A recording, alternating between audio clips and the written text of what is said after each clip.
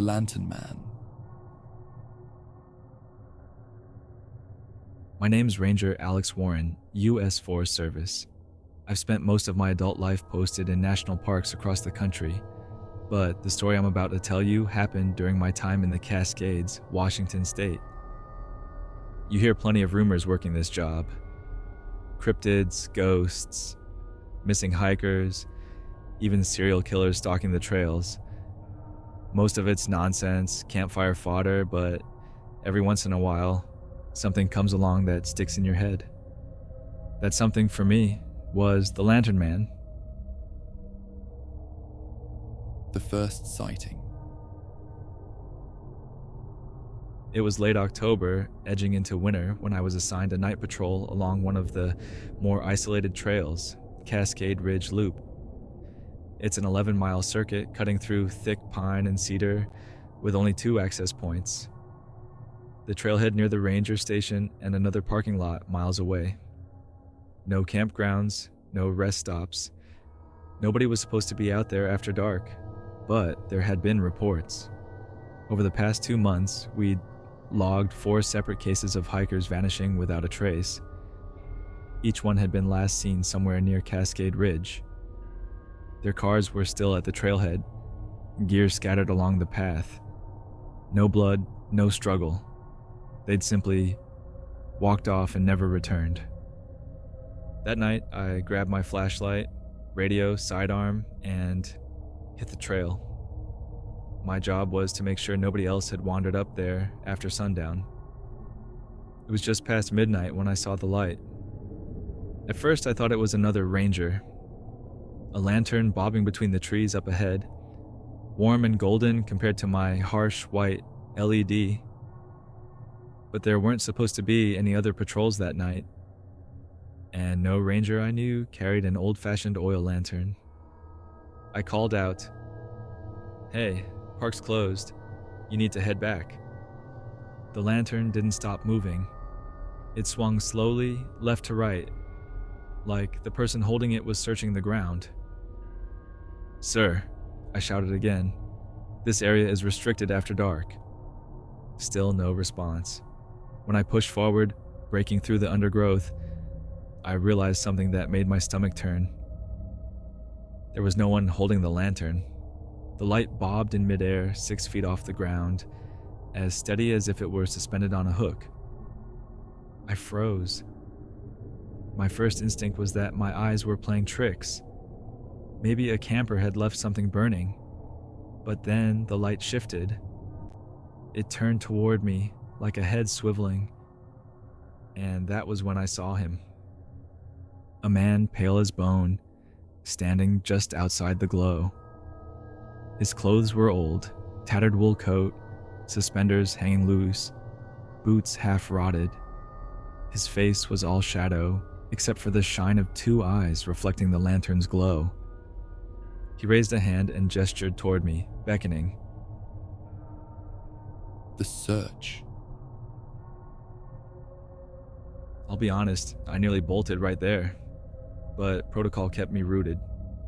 4 hikers had gone missing. If this man was behind it, I needed to document, to radio it in. I raised my light on him. My beam cut through the trees, but the moment it touched his figure, he was gone. The lantern snuffed out. My radio crackled. "Alex, you there?" It was dispatch, but the voice didn't sound right. Too low, drawn out like someone imitating speech. "Copy," I said, keeping my voice steady. "Possible trespasser near Ridge Loop, marker 6, investigating." Static. Then, "Come closer, we need you."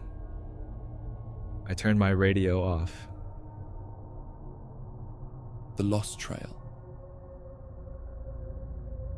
I pressed deeper into the ridge, telling myself I was just chasing a trespasser with a lantern, but the forest didn't feel right.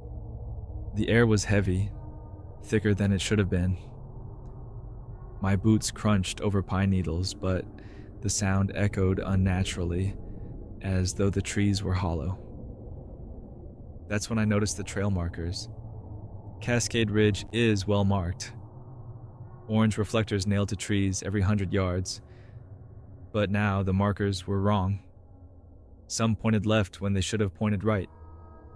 Some doubled back.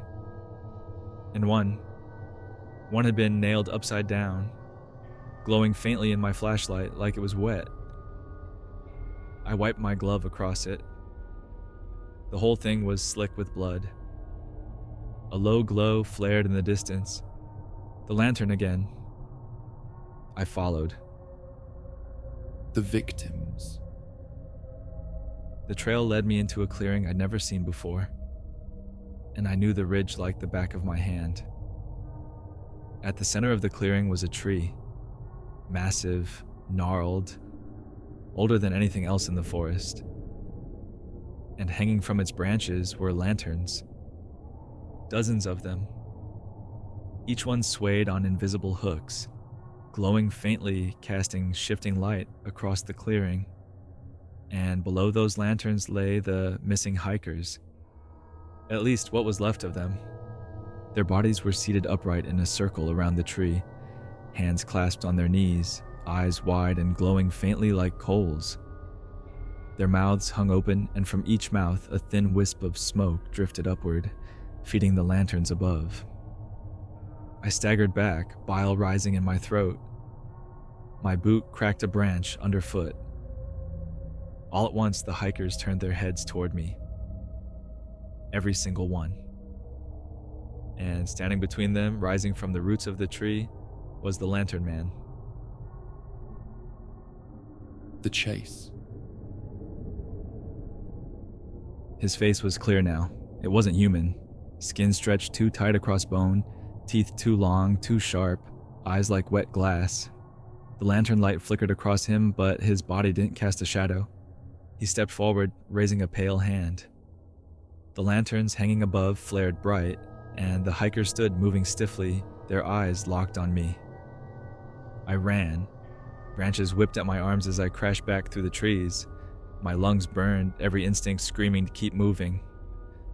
Behind me, I heard the sound of feet, dozens of them crashing in unison, and over it all, the slow, steady swing of the lantern man's light. No matter which way I turned, the glow was always ahead of me, guiding me, trapping me. At some point, I realized I wasn't on Cascade Ridge anymore. The trees pressed tighter, the trail twisted in ways I didn't recognize. The forest was wrong, bending under the lantern man's will. And then, silence. I turned my light behind me. No one was there. I was alone, or so I thought. The ending.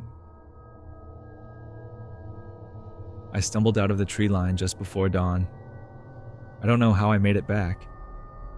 One minute, I was lost in that impossible forest.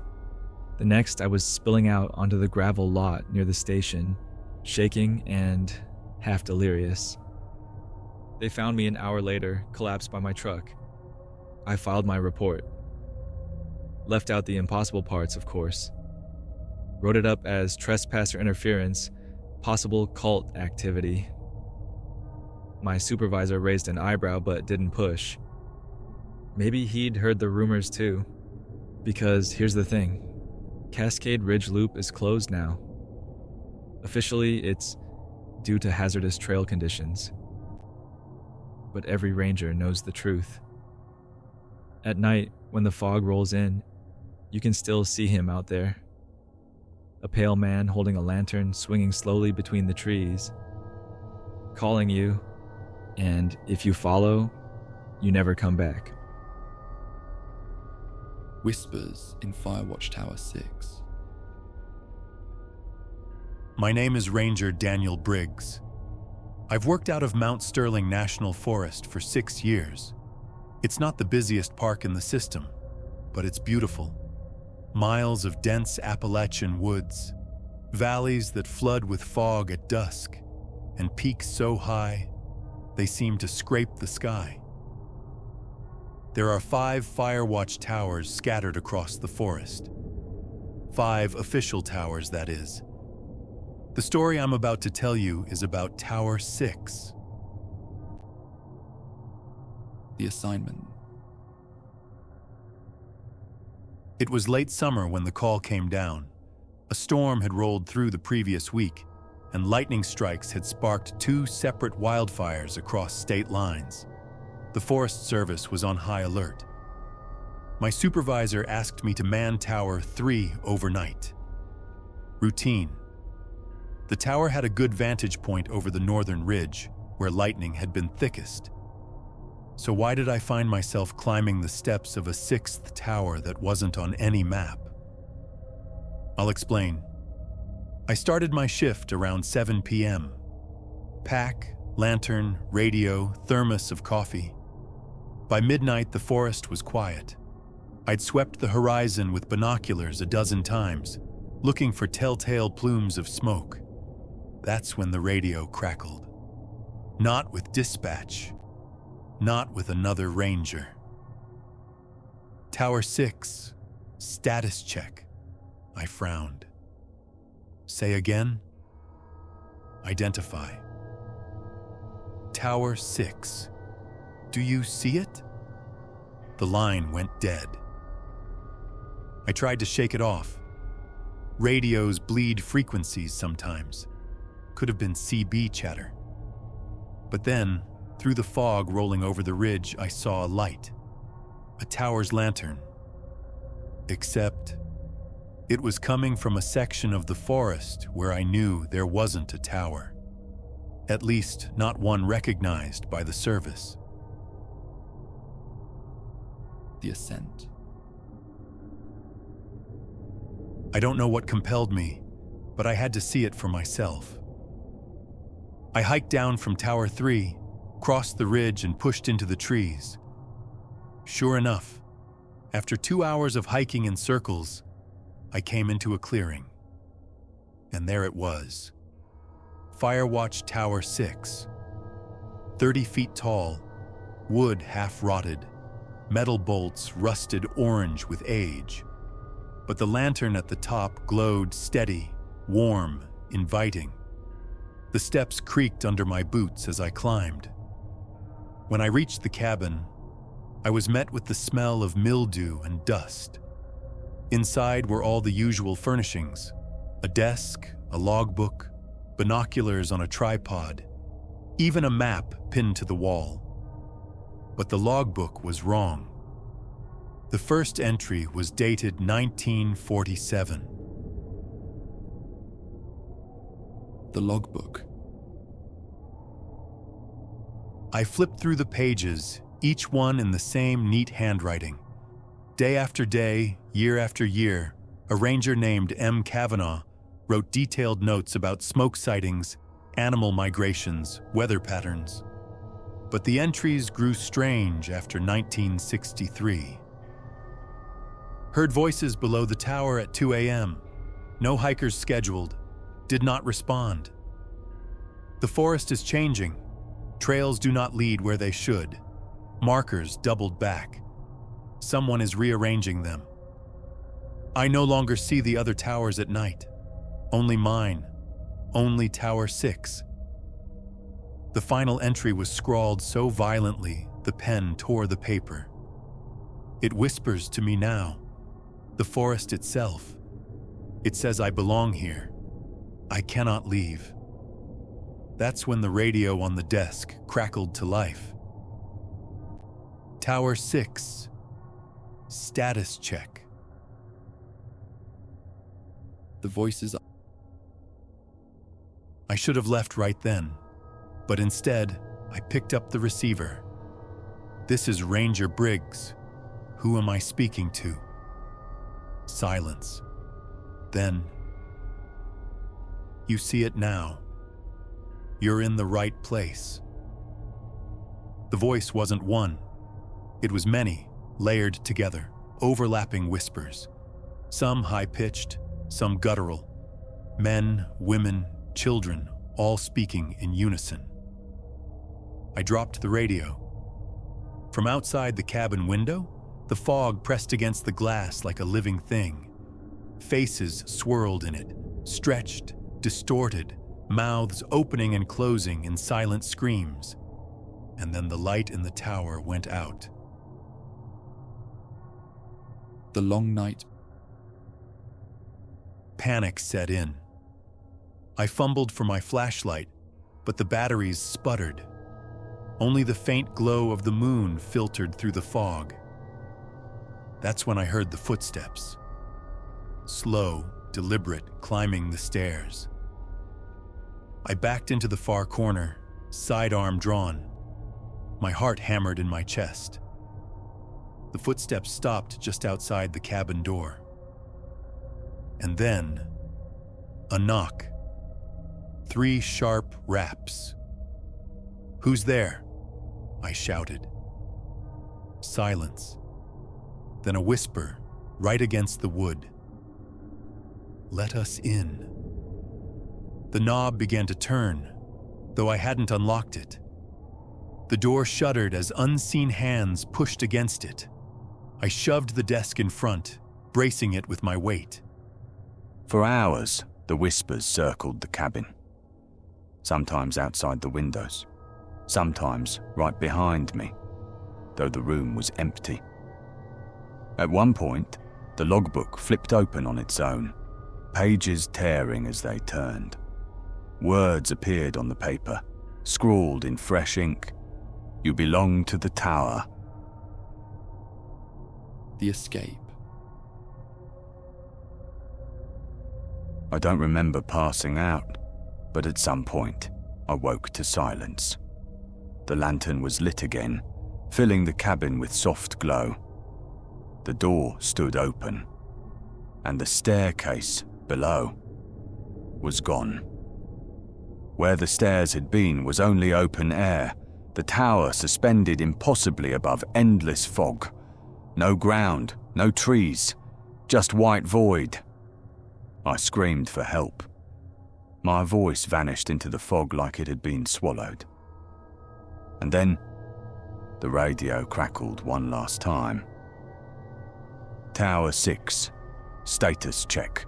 Ranger Briggs reporting for duty. It was my voice.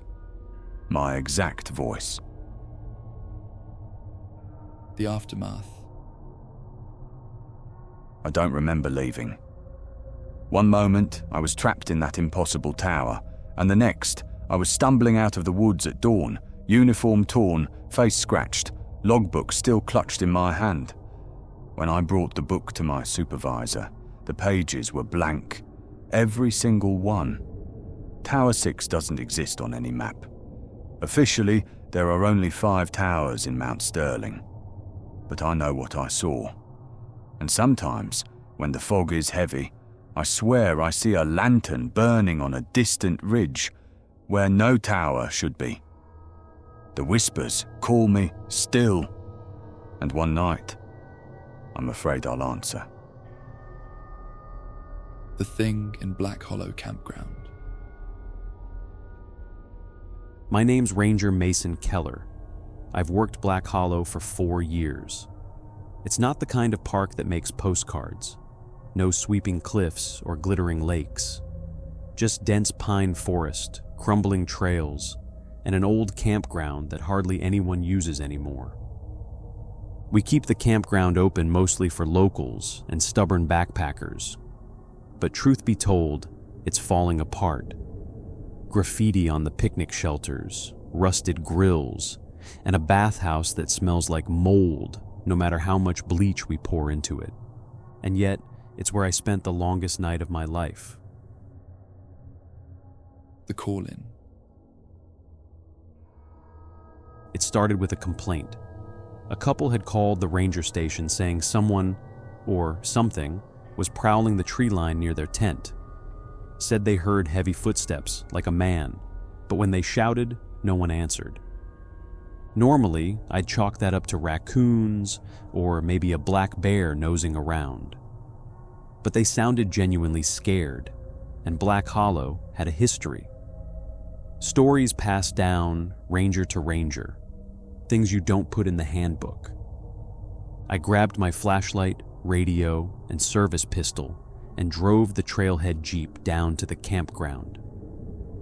The couple was waiting near the fire ring, pale and jittery. They swore they saw a figure out in the trees, said it was too tall to be a man. First encounter. I told them I'd take a look and suggested they stay by the fire. The woods were quiet, except for the wind whistling through the pines. My flashlight beam cut through the branches, catching nothing but needles and bark. And then, movement. Something darted between two trees about 30 yards out, too fast for me to get a clear look.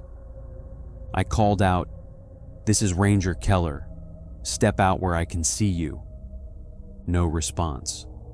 But the woods felt different, oppressive, like the trees themselves were holding their breath. That's when I noticed the smell, metallic, like rust and blood. The tracks. I swept the beam down and found tracks in the pine needles. Large, barefoot, human-like, but wrong. The toes were elongated, clawed at the tips, and pressed deep into the soil as if whatever left them weighed far more than it should. I followed them about 50 feet before they stopped suddenly, in the middle of an open clearing. No turning back, no continuation, just gone. That's when the radio on my belt hissed. "Don't follow." The voice was faint, warped. I froze. My dispatcher hadn't said a word. "Who is this?" I asked. Silence. Then, from behind me, a snap of a branch. The stalking. I turned just in time to catch the beam of my flashlight on something retreating into the woods. It was tall, 7, maybe 8 feet. Its skin looked pale, stretched too tight over bones that jutted unnaturally. Its eyes, reflective, like a deer's caught in headlights. But worst was its mouth, too wide, filled with teeth that seemed to glisten even in the dark. I raised my pistol, but before I could fire, it let out a low, guttural growl. Not quite animal, not quite human. The sound vibrated in my chest, and then it was gone again, deeper into the trees. The campground horror. I sprinted back toward the couple's campsite. Their fire was dying low, casting the place in long shadows. But the couple wasn't there. The tent was shredded, poles bent, fabric ripped apart like tissue. A trail of blood led into the trees. I called for them, but my voice cracked. No answer. The growl came again, closer this time. I turned and saw it at the tree line, crouched low, teeth glinting. And then it stood. Its head brushed the lowest branches. Arms hung nearly to its knees, ending in long, clawed fingers. Its body twitched as if every movement was wrong, unnatural. It stepped forward, and the ground seemed to shake under its weight. The bathhouse. I ran. God help me, I ran. Not toward the Jeep, but toward the old stone bathhouse. The only place in the campground with a lockable door. Inside, the air was damp, reeking of mildew. I bolted the door and killed my flashlight, sinking into the corner stall. My chest heaved as I tried to stay quiet. For a few minutes, all I heard was dripping water and my own heartbeat. Then, footsteps. Heavy, slow. They circled the bathhouse, dragging claws along the stone walls. Scrape, scrape, scrape. The sound stopped at the door, and then the handle rattled. The whispers. I pressed my hand over my mouth, shaking. The door didn't break, but instead, I heard whispers. Dozens of them, maybe hundreds. Male, female, children, elderly, all layered together in a chorus that made no sense. And yet, I understood. Join us in the trees. Become part of the forest. The hollow keeps what enters. The voices seeped through the cracks like smoke. I nearly broke then, nearly opened the door just to make it stop. But the whispering ended as suddenly as it began. The escape. When dawn finally broke, the thing was gone. The silence lifted, birdsong returning faintly to the trees. I slipped out of the bathhouse, flashlight dead, pistol shaking in my hand. The couple was never found. Their names went on the missing persons list, another two added to Black Hollow's grim tally. I tried to explain what I saw, but no one listened. They filed it under bear attack, even though the tracks I'd photographed mysteriously vanished from my phone.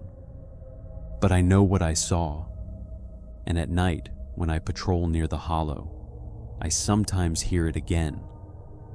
That low growl vibrating in my chest, just beyond the tree line.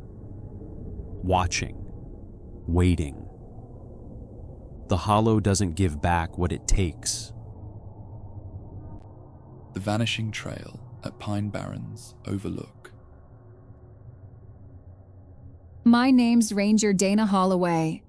I've been with the service long enough to think I've seen it all. Hunters lost for days, kids pulled out of rivers, even a wildfire that ate 20 square miles of forest in one breathless night. But none of it comes close to what happened at Pine Barrens Overlook. And sometimes, I'm not even sure it really happened at all. The call. It was close to midnight when dispatch radioed me. A hiker's family had reported him missing, said he went out on the Pine Barrens Overlook Trail 2 days ago and hadn't returned. Normally, search and rescue gets called in for stuff like this, but I was closest. My job was just to hike up, check the trail, maybe leave a few markers before the big team came in the morning. At least, that's what I told myself. But the moment I stepped onto that trail, I knew something was off. The wrongness of the trail. Pine Barrens is usually alive at night, crickets, frogs, owls. But the trail was silent. And not just quiet. It was like the woods were waiting. My flashlight beam caught something strange on the dirt path. Footprints. At first I thought, great, I'm on the right track. But they weren't consistent. They doubled back on themselves, disappeared mid-stride, reappeared on the other side of the trail. And then there were more prints. Dozens. Maybe hundreds. Some bare, some booted, some clawed. I knelt down to touch one, but the ground was dry and hard. No way it should have taken a print at all. That was the first time I thought, maybe this trail isn't really here. The missing man. About 2 miles in, I found a backpack, ripped open, clothes scattered, a wallet with the missing hiker's ID. I called in the find on my radio. Crackle. Nothing. Dead silence. That's when I heard it. A voice. Help me. It came faintly from deeper in the trees. I shouted back. "Hello? This is Ranger Holloway. Stay where you are." The voice repeated, a little louder this time. "Help me." But it didn't sound right. The tone was flat, like a recording being played on loop. The descent. Against my better judgment, I followed it. My beam cut through branches until I stumbled into a clearing. At the center stood a man. Or at least it looked like a man. He wore the missing hiker's jacket, but his face was blurred, like I couldn't focus on it no matter how hard I tried. Every time my light shifted, his features changed slightly. Tall, short, young, old. "Help me," he said again. Exactly the same tone. I backed away. "Sir, come with me. I'll get you back to safety." But he didn't move. He just tilted his head too far, unnaturally far, until it nearly touched his shoulder. Then he repeated, in my voice this time, "Help me." The vanishing trail. I bolted back toward the path, heart slamming. But when I reached the tree line, the trail was gone. Where there should have been dirt and worn roots, there was nothing but dense underbrush. I spun in circles, panic clawing at me. The trail had moved. My compass spun uselessly in my hand. I shouted into the dark. My own voice echoed back, but warped. And then, through the trees, I saw my flashlight beam. Not mine, another one. Moving. Identical to the way I'd been sweeping the ground seconds earlier. The doppelganger. I crept closer, and my blood ran cold. Standing in the dark was me, Ranger Holloway. Same uniform, same flashlight, same trembling hand. She turned, and her face was mine, but slack, empty. The eyes were pitch black, swallowing the light. She smiled, and in my own voice, she whispered, "You've been here before." The collapse. My chest tightened. My vision swam. The trees around me shifted, not bending, not moving, but changing places like pieces on a chessboard. 1 second I was in a clearing. The next I was surrounded by dense pines so close together I could barely breathe. And all the while, that second me followed. Always just far enough behind that I could hear her boots crunching the leaves. I screamed, fired my pistol into the dark. The gunshots didn't echo. They didn't even sound real. Just a dull pop, swallowed by the waiting woods. The return. The next thing I remember, I was at the trailhead, dawn breaking. My Jeep was parked right where I left it. My radio crackled back to life. Dispatcher asking if I'd made it to the overlook. I told them the truth. Yes, I'd been there. But the missing hiker was gone. No trace. And then I lied. I said nothing else was unusual, just another disappearance for the files. But I know what I saw. And sometimes, on the lonelier patrol nights, I hear footsteps behind me, perfectly matched to my own. I don't look back anymore, because I know what I'll see. The hollow in Black Elk Forest. My name's Ranger Owen Keller. I've worked night watch in Black Elk Forest for over a decade. I've logged thousands of hours patrolling the fire roads, manning the towers, checking campsites. People always ask me, "Aren't you scared out there alone at night?" And usually, I'd laugh. Say something like, "The woods are quieter than any town. Safer too."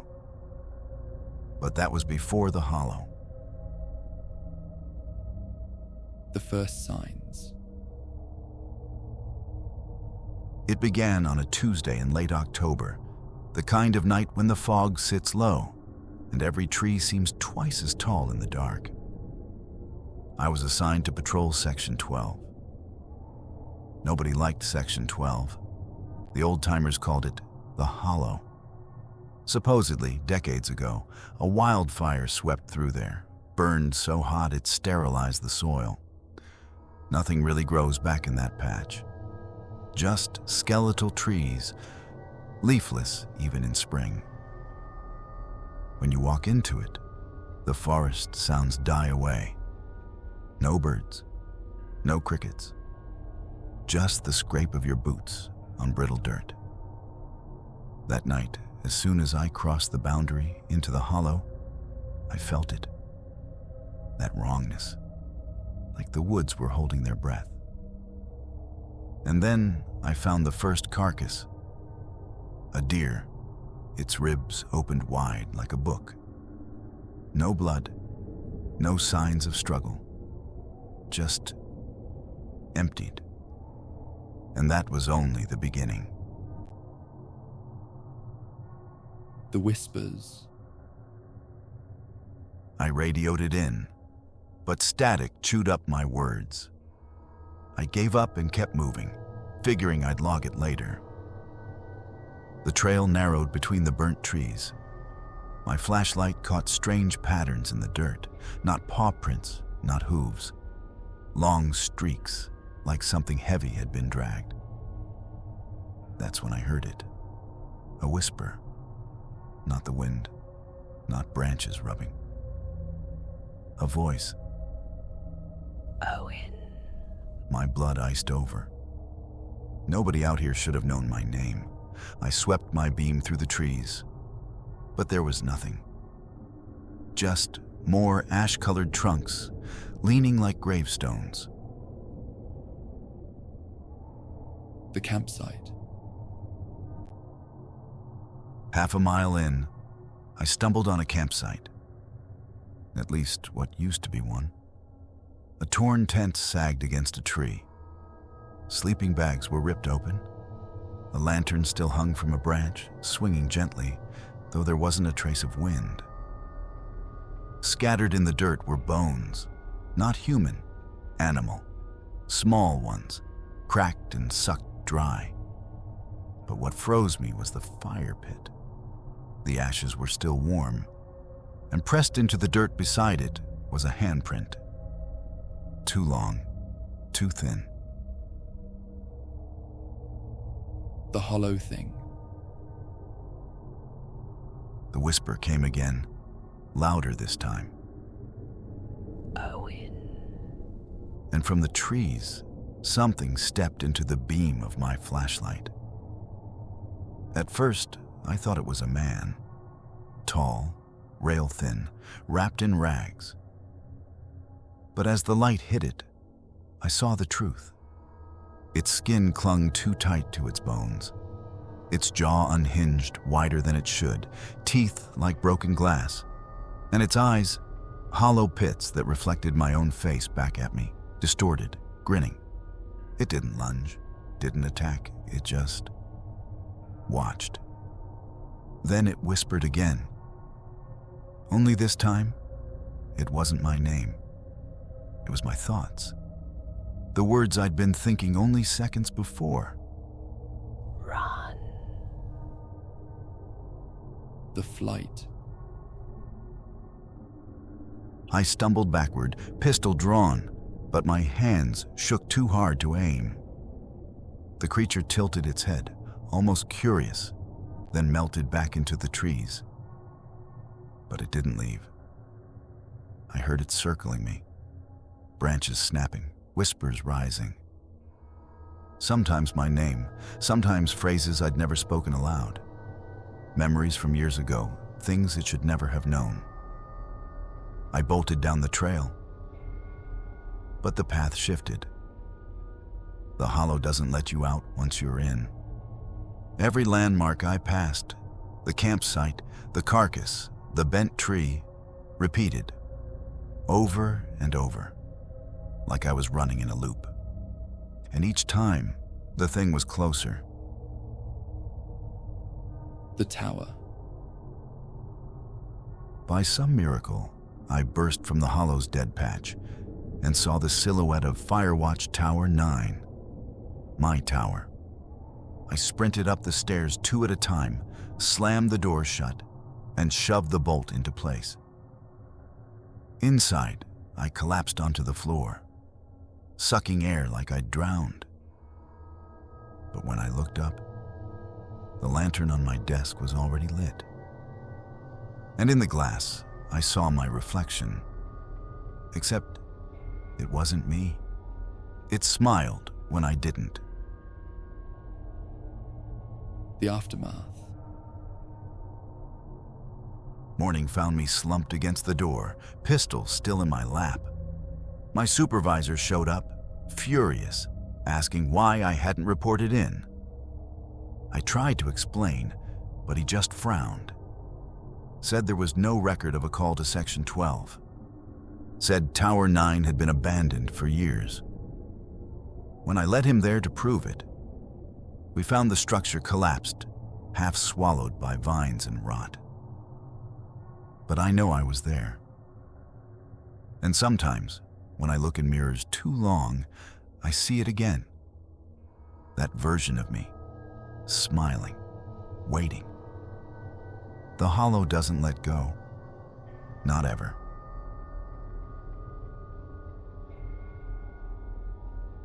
Thank you again for tuning in to the Eerie Archives channel. And as always, don't forget to like, subscribe, and comment what you'd like to see in the next video. Until next time, stay eerie.